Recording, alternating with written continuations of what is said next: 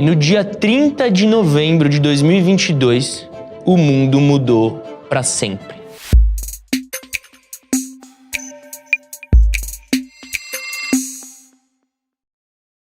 Oi, eu sou o Martim da Saiba Lá. A gente ouve a promessa de que as tecnologias vão mudar o mundo faz muito tempo, mas agora esse dia chegou. No dia 30 de novembro de 2022, o mundo mudou para sempre. Foi o lançamento do ChatGPT. Não sei o quanto vocês já brincaram ou não com essa ferramenta, mas ela tem algumas características revolucionárias. A primeira é que foi a primeira vez que uma inteligência artificial de alto nível, de alta capacidade, foi difundida para o público gratuitamente e através de uma experiência, de uma interface que todo mundo sabe usar, o chat.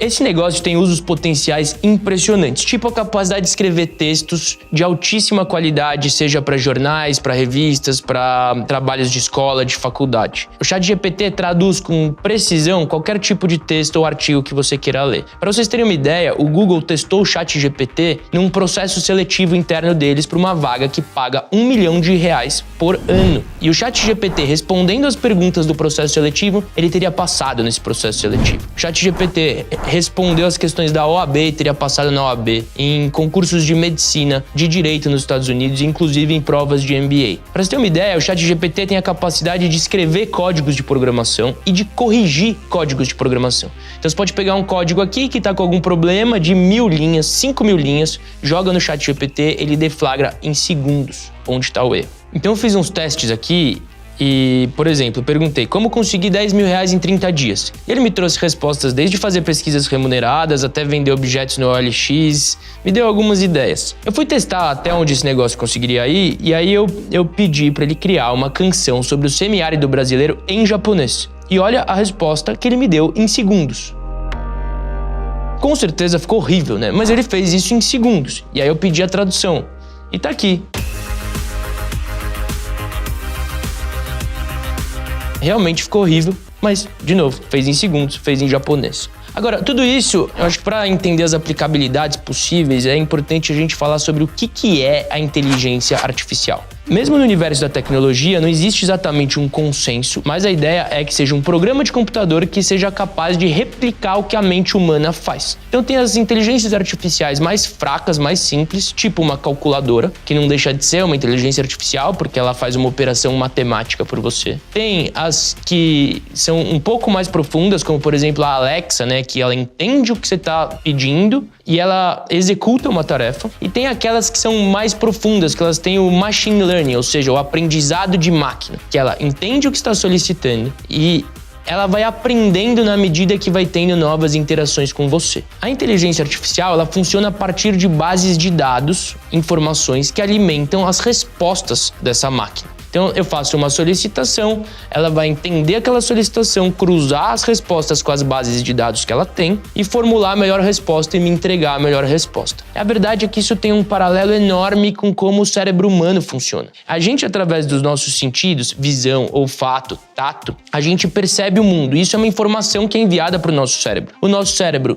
interpreta essa informação, cruza com o que são as nossas referências, nossas vivências, né? No caso da máquina, são as bases de dados, e essa informação chega no nosso córtex pré-frontal, que é a parte que pensa do nosso cérebro, já mastigada, já com uma conclusão. Por exemplo, imagina alguém vem, encosta a ponta de uma faca na minha perna. Meu tato vai identificar aquele objeto pontiagudo, isso vai ser enviado para o meu cérebro, que vai cruzar com todas as memórias que eu tenho de objetos pontiagudos, de facas que eu já vi, de facas no cinema, e isso vai vir como informação para minha parte pensante do cérebro, dizendo: corre, que isso é uma faca e pode te machucar. Então, quando a gente pensa na inteligência artificial combinada com os IDCs, a internet das coisas faz o papel dos nossos sentidos. Ela capta as informações do ambiente e essas informações são enviadas para essa máquina pensante, que é a inteligência artificial, que processa essas informações e transforma isso em insights, em conhecimento. E aí, na medida que você tem inteligências artificiais de alto nível, elas têm a capacidade de aprender com o que acontece no mundo e com as interações que elas têm com você. E aí, gente, esses programas de inteligência artificial, eles têm uma capacidade revolucionária para coisas do nosso dia a dia. Por exemplo, a inteligência artificial tem melhorado a imagem dos exames diagnósticos médicos, possibilitando que os médicos identifiquem doenças em estágios iniciais delas, o que aumenta demais as chances de cura.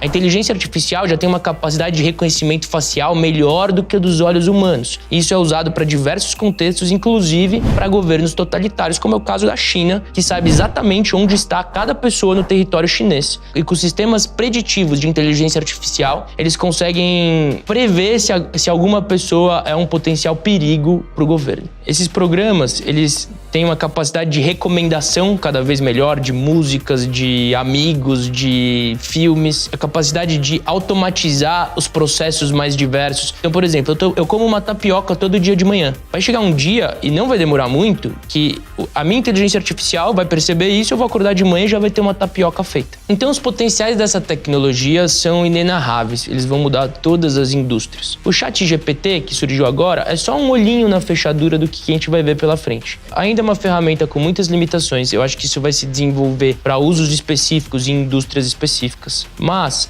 a forma de interagir com esse tipo de tecnologia já está bastante clara. Inclusive, aqui a gente deu vários exemplos de inteligência artificial. Se vocês tiverem mais exemplos, mais ideias, mais curiosidades, por favor, comenta aqui nesse vídeo, a gente vai adorar ver o que você está pensando a respeito. Como lidar com essa mudança tão drástica, né, nos setores, na forma que a gente vive? E o que parece é que a inteligência artificial, ela vai ser a interface pela qual você recebe os inputs do mundo, as informações do mundo, e a interface pela qual você cria os outputs, ou seja, você cria suas respostas para o mundo. Então aqui alguns exemplos rápidos de usos pro dia a dia para dinamizar a sua vida, facilitar a sua vida. Você pode usar, por exemplo, inteligência artificial. Resume esse livro para mim. Vai resumir para você ganhar horas do seu dia, se for um livro, né, que você não tá lendo para curtir, sim, porque você tem que aprender aquilo rápido. Ou questões mais complexas de convivência humana, tipo, minha mãe falou que eu sou mal criado, o que fazer? E aí ele me trouxe uma série de sugestões. E ele pode te ajudar a entender de forma rápida e sintética assuntos complexos. Então eu, por exemplo, pedi ajuda pro ChatGPT para ele me explicar sobre a crise dos semicondutores, que é uma guerra comercial entre China, Estados Unidos e Holanda. Se tiver curiosidade, pesquisa lá no ChatGPT você. E ele pode te ajudar a criar os outputs, as suas respostas para o mundo. Por exemplo, eu tô com dificuldade de pedir desculpas.